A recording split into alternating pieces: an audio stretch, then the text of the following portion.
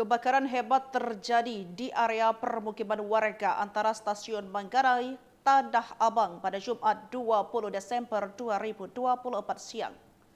Peristiwa kebakaran di Manggarai ini pertama kali terjadi sekitar pukul 11:43 waktu Indonesia bagian Barat.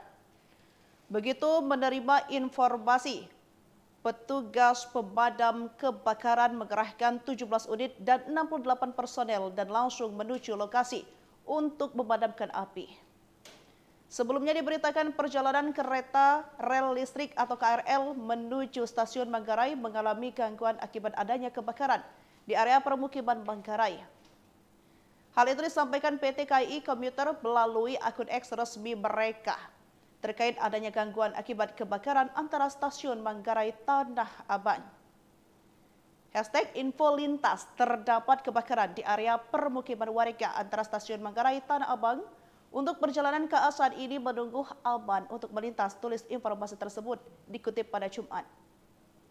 PT KAI meminta maaf karena perjalanan penumpang terganggu. Saat ini proses pemadaman sedang dilakukan.